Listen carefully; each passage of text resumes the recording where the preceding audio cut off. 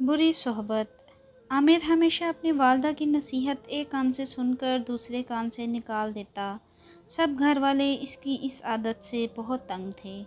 वो घर की सारी जमा पूंजी अपने नशे की बुरी आदत में सर्व कर देता। इसका एक ही भाई इमरान था जो बहुत मेहनती था। इमरान के वालिद 3 साल पहले वफ़ात पा गए। इनकी वफ़ात के बाद इमरान ने अपनी तालीम अधूरी छोड़कर घर का खर्च संभाल लिया। वो सुबह सवेरे काम की तलाश में घर से निकल जाता और शाम को वापस लौट आता। लेकिन आमिर बुरी सोहबत में पड़ गया और इसे नशे की लत लग गई। इसके घर वालों ने इसे बहुत समझाया, लेकिन इसके कान पर जूं तक ना रेंगती। इसके दोस्त इसे इसके घर वालों के खिलाफ वर्गलाते और वो इनकी बातों में आ जाता। एक रोज़ आमिर नशा करके रात को देर से घर पहुंचा और चिल्लाकर अपनी वालदा से खाना मांगा।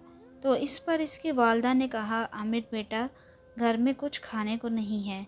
ये सुनकर आमिर तैश में आ गया, क्योंकि इसे बहुत ज़्यादा भूख लग रही थी, और चिल्ला चिल्ला कर अपनी वालदा को बुरा भला कहने लगा। इमरान ने इसे रोका, मगर इसने किसी की एक न सुनी। इमरान ने इसके मुंह पर थप्पड़ मारा। इनकी वालदा ये सब देखकर बलक बलक कर रोने लगी।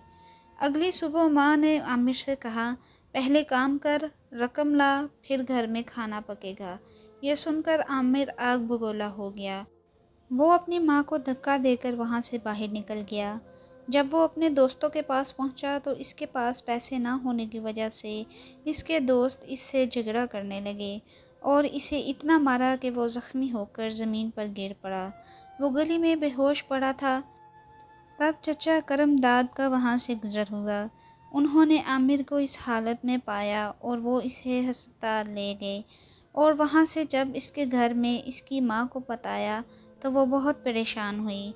जब इमरान वापस आया तो इसके हाथ में मिठाई का डिब्बा था और वो बहुत खुश लग रहा था, क्योंकि इसकी एक फैक्ट्री में नौकरी लग गई थी।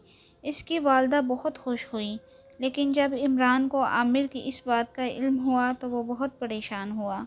अब आमिर को अपने बुरे रवैये और बुरी सोहबत की सज़ा मिल गई थी। वो अब भी नकाहत महसूस कर रहा था।